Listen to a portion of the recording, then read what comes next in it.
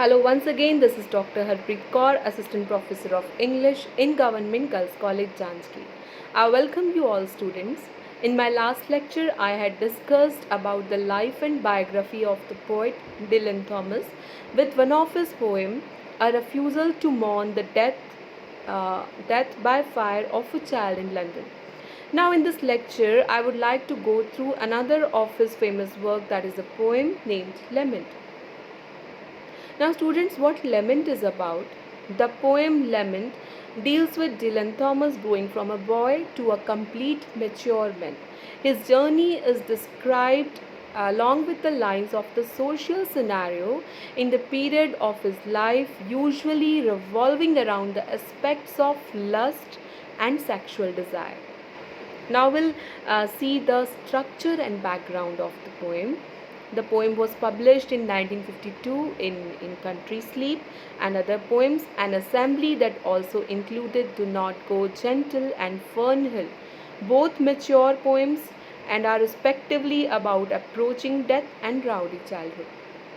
The poem consists of 5 12-line stanzas, each of the first 4 stanzas beginning when I was, reflecting specific memories of a single period during the narrator's life. The 5th stanza describes the old ramrods, that is a present situation, and so begins, Now I am. I will see the style of Lament, that is the rhyme scheme of the poem, that is A, B, C, D, A, B, C, D, E, F and E, F. We can observe here bit, tit, fold, rolled, women, common, wood and wood, that is A, B, C, D, A, B, C, D, then eyes, wives, leave and grieve, that is E, F and E, F. Then this slide depicts you the journey of the central character's life, that is his transformation from a young boy to a mature man. But here you can see with the increase in the age, there is a decline in his physical, his sensual, his sexual capacity. As we see here in the first stanza, the description is of his boyhood, that is why windy boy and a bit. The second is young manhood, that is why when I was a gusty man. Then comes the prime of life, then decline, and in the last stanza, that is now I am a man no more, that is his approaching death. Now, the autobiographical attributes of Lament. The poem is a lament to the sexual, religious, and psychological influences that govern the lives of people in the modern times, as seen through the eyes of Dylan Thomas. His voice and narrative changes dramatically as he explains his transition from a boy to a man, along with all the experience that he goes through. Each line gives us a lifelike the narrative of his existing state of being. But this is not to suggest that the poem was a complete autobiography. Thomas was only 37 at the time of its composition, and despite his alcoholism and philandering, was not anticipating his death a mere 2 years later. And an original Lament worksheet reveals that the poem was originally titled A Miner's Lament, contained various coal mining terms, but they were dropped afterwards and had been dedicated to the author and literary innovator named Henry Miller, whom Thomas had met and befriended at his California home in 1950. Now we'll see the poetic devices. There are abundant metaphors, symbols, and the use of symbolism, as the black spit symbolizes nastiness, trouble, dying of women, that is dying of sexual hunger. Women dying of sexual hunger. Then the wick dipping moon symbolizes the poet's indulgence in sexual love.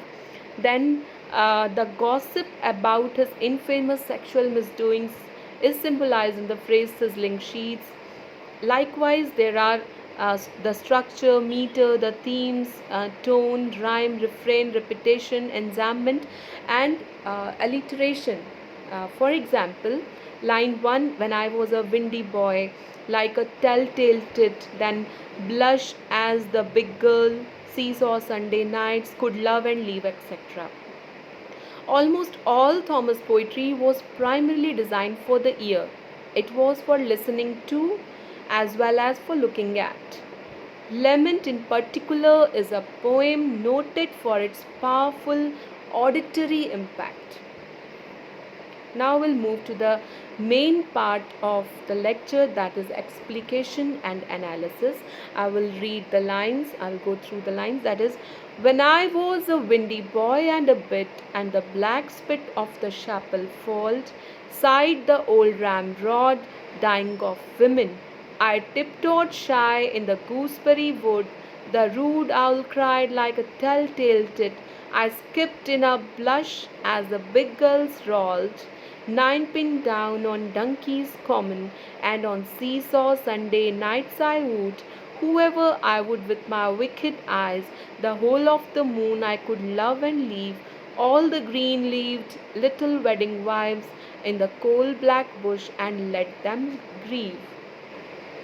So, in the first stanza, the central character recalls himself as a boy approaching or just experiencing puberty. Puberty is the age that is between 12 or 15. He describes here his shyness, his nocturnal peeping Tom activities, his weak attempts at undiscriminating seduction by eye contact, his imagined sexual encounters as he matures, his disdain for the females he sees and lust after, and his seesaw Sunday night chapel attendance, irreligious he shows up, uses these occasions only for ogling the young women that he fancies. Here the opening two lines thus indicates the boy's youthfulness, and the third line sets the stanza up as a present-day wistful recollection, sighed by an aging, dying ex-miner, the old ramrod, to the many women that he has been involved with throughout his life. Then line I tiptoed shy in the gooseberry wood depicts the windy boy's caution. Playing gooseberry denotes a single third person whose presence might inhibit a couple's canoodling. Canoodling is to smooch, to kiss, or to cuddle. Then the line, the rude owl cried like a telltale tit. Rude here because the owl's hoot might alert or disturb lovers to realize that they are being observed. Then I skipped in a blush as the big girls rolled. Skipped here suggests either leaving or escaping hastily, and in a blush emphasizes the boy's physical embarrassment and a fear of exposure as an onlooker as the big girls. Here, ninepin down on the donkey's common. Here, that is unclear whether the boy is observing playful teenage young girls chautically like falling ninepins rolling down wooded hillsides, or whether they are perhaps secretly cuddling amorously with an affectionate male partner. The line, and on seesaw Sunday nights I would, whoever I would with my wicked eyes. The use of seesaw is to describe here Sunday nights is perhaps intentionally ambiguous. Thomas' use of wood with my wicked eyes might suggest an effort to conjure up romantic affection through deliberate eye contact. That is, making eyes at the girls in the congregation, feasible only in a lighted chapel, or alternatively covertly ogling them. Then the whole of the moon I could love and leave. The whole of the moon, that is the time of night. So he will make this love. For this, the boy is consumed by the sexual urge. For him, love means only sex. So he will make the love in the night time, that is whole of the moon, and then he will leave, then throw them over and move on, including perhaps especially the simpering pious chapel virgins, green-leaved little weddings wives intent only upon capturing a man for marriage. Now the last line, in the coal black bush and let them grieve.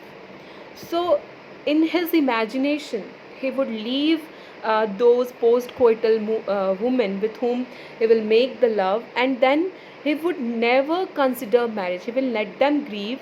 That is, he would never consider marriage, or indeed, he will not form any kind of relationship with those girls. Then I will move to the second stanza. We'll go through the lines. When I was a gusty man and a half, black beast of the beetle's pews, sighed the old ramrod, dying of pitches. Not a boy and a bit in the wick, dipping moon and drunk as a new dropped calf, I whistled all night in the twisted flues. Midwives grew in the midnight ditches, and the sizzling sheets of the town cried quick whenever I dove in a breast high shoal, wherever I rammed in the clover quills, whatsoever I did in the coal, black night I left my quivering prince. So, here the central character of this poem is now a few years older. Now he is a little more mature, and as described by the poet, that is a man and a half. So he is recalled by his older self as being gusty, given to sudden expressed, spirited outbursts of passion, mirth, or temper. He remains abomination to the chapel congregation as a black beast. The beetle pews suggest here an elderly, non-conformist congregation, that is, a women who are usually dressed in black, that is like beetles. Sighed the old ramrod, dying of pitches. Again, this third line follows the same pattern as was in the earlier, that is, old ramrod. That is here his present day recollection of his past lustrous life. This time he is dying of bitches, implies his demise is due to women who he finds are now domineering and demanding. Then, not a boy and a bit in the wick, dipping moon and drunk as a new dropped calf. The narrator notes his relative maturity in comparison to the previous stanza. Wig dipping being vulgar slang for the male contribution to the sexual act, then using a dim simile, he likens his observed fantasies to a legless newly born calf's demand for milk and drunk as a newly dropped calf. Midwives grew in the midnight ditches. The frequent wig dipping might inevitably lead to some unforeseen pregnancies, so that the services of midwives, either a mature or trained women, would necessarily increase in line with the rate of the central character's sexual conquest. The central character, however, here took no contraceptive responsibility before or answerability. He would abandon or ditch in the midnight ditches here, because he would abandon his relationship with those girls and ditch that unfortunate women that had become pregnant through his careless closeness. The lines, and the sizzling beds of the town cried quick whenever I dove in a breast high shoal. Sizzling here suggests boiling, exciting, even angry. And now, whenever he dove and wherever he rammed and whatsoever he did within these erotic activities, he remained detached and became indifferent. Wherever I rammed in the clover quills, whatsoever I did in the cold, black night, I left my quivering prince. Here, this shows his activities, his responses, that he became rampant, indulged in stormy, ecstatic sex, as in rampant rage, and it might also be a play upon in clever expression that implies any carefree, comfortable place, and whatsoever he did on those passionate nights, he would always leave his women imprinted, impressed, and trembling, quivering with pleasure or frustration. He doesn't care as a result of his self centered performance and urgency. Now, this is the third stanza. I'll go through. When I was a man, you could call a man, and the black cross of the holy house, sighed the old ramrod, dying of welcome, brandy and ripe in my bright bass prime. No spring-tailed Tom in the red-hot town, with every simmering woman his mouse, but a hillocky bull in the swelter of summer, come in his great good time. To the sultry bidding herds I said, O time, enough when the blood runs cold, and I lie down but to sleep in bed. So now here the central character is youth no more. He is now an experienced adult, male in every sense, unmarried with no lasting relationships. He is proud of his sexual capability. He remains an abomination in the view of the elders within the non-conformist chapel congregation. That is why the word the black cross of the holy house is used here. Sighed the old ramrod, dying of welcome. Again the same third line structure is used. This time the speaker is dying of welcome. That is a more mysterious cause of death than the women and bitches of the first two stanzas.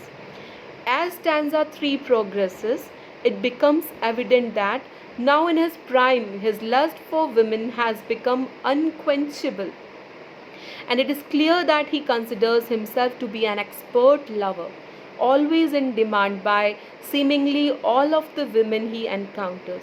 But dying of welcome represents the old ramrod's views now as he recollects and perhaps quantifies the abundance and frequency of his midlife sexual exploits. The line brandy and ripe in my bright bass prime. Here the poet's selection of words is interesting. Ripe and prime suggests maturity and experience in contrast to the relative youthfulness depicted in the prior stanzas. The use of brandy here is to suggest vital adulthood in its prime is very deliberate, as brandy's creation process can be analogized to that of the principal character.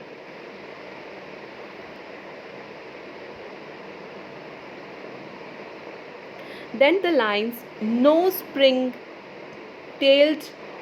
Tom in the red-hot town, with every simmering woman his spouse. The narrator here recalls that in his youth, like a tomcat, he would eagerly pursue and engage with any female that would have him.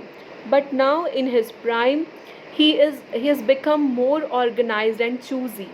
A spring-tail is an insect that can leap, so that a spring-tailed Tom is rather a mysterious metaphor for a sexually eager young male cat ready to leap upon any queen cat who he feels might be available. A red-hot town here presumably infers a community where illicit or sex is widespread and available. The metaphoric mouse suggests here a woman as prey to be taken advantage of and exploited by the tomcat described. But a hillocky bull in the swelter of summer come in his great good time to the sultry bidding herds, I said. A lengthy but highly effective metaphor is used here, hillocky bull, that provides an image of a solitary, strong, highly sexed male creature.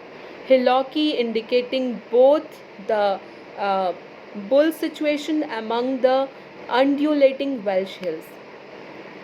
Then, and I lie down but to sleep in bed. The last line for my sulking, skulking, coal-black soul. The vigorous midlife character acknowledges that eventually he will become an exhausted old man who will see his bed as no more than a resting place.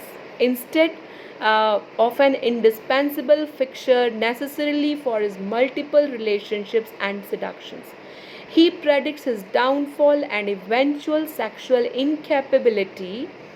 This could make his very soul morose and resentful, sulking, that means, and tending to loiter uh, unobtrusively, that is, skulking. Now we'll move to the fourth stanza. I will go through the lines. When I was half the man I was, and serve me right as a preacher's worn, sighed the old ramrod, dying of downfall. No flailing calf or cat in a flame or hickory bull in milky grass, but a black sheep with a crumpled horn at last the soul from its foul mouse hole slunk pouting out when the limp time came, and I gave my soul a blind slash tie, gristle and rin and a roarer's life, and I shoved it into the coal black sky to find a woman's soul for a wife. Now, in this stanza, the old man now recalls and accepts some responsibility for his downfall, but mourns the evident deterioration of his previously unbridled sexual energy and drive. That is, diminished state was a justified. It was a kind of punishment that was justified. That is why the word "and serve me right" is used here. And that he had been reckless by ignoring the cautions and reproaches from chapel leaders as the preachers warned him. The self-declared ramrod is now impotent and suffers from the onset of erectile dysfunction. He decides to settle down and marry. To this end, he dispatches his soul. The lines, no flailing calf or cat in a flame or hickory bull in milky grass. Here, the old man contradicts some of the metaphoric expressions he used in stanzas 2 and 3. As a result of his admitted sexual excesses and with the passage of time, he is now no longer a legless, floundering, new dropped calf, a pouncing, passionate, spring tailed ton, or a lecherous, sexually aroused hillock bull. The black sheep has a crumpled horn is a barely concealed representation here of the onset of erectile dysfunction. Then next, and I gave my soul a blind slash tie, gristle and rin and a roarer's life. Here the old man recalls his decision to abandon inescapably given his downfall, a life of extreme sex and to focus henceforth on stability and marriage instead. To this end, he decides to commission his newly emerged soul to search for a wife on his behalf. The idea of soul searching, conventionally used to mean an in depth self examination of some of the factors thought to be integral to one's own soul. Next, and I shoved it into the coal black sky to find a woman's soul for a wife. The entirely metaphoric and I shoved into these lines extends the phallic representation of the old man's remembered soul and its mission. The unrestrained phallic ram and rampancy described in the first stanza has not been discarded. Instead, its objective has been modified here. Now I will move to the last stanza, that is the fifth one. I'll go through the lines. Now I am a man no more, no more, and a black reward for a roaring life, sighed the old ramrod, dying of strangers, tidy and cursed in my dove cooed room, cooled room, I lie down thin and hear the good bells jaw. For oh, my soul found a Sunday wife in the coal black sky, and she bore angels, harpies around me out of her womb. Chastity prays for me, pity sings, innocence sweetens my last black breath, modesty hides my thighs in her wings, and all the deadly virtues plague my death. So, in the last stanza here, time has moved on by several years, and this final stanza sums up the poem's title, Lament. The relating old Ramrod's voice now changes from a series of recollections to a present day expression of displeasure and sorrow. That is from the when I was opening of each of the early stanzas to now I am in the fifth. The first five lines describe his immobility and frustration, and the next three reveal his marital situation, and the last four lay bare his summative lament, which, infused with angry irony, satirizes and personifies the surrounding righteous virtues as he approaches certain death. Now, these lines, now I am a man no more, no more, and a black reward for a roaring life. The ailing old man is diminished in every way. The narrator in the last stanza describes his present situation.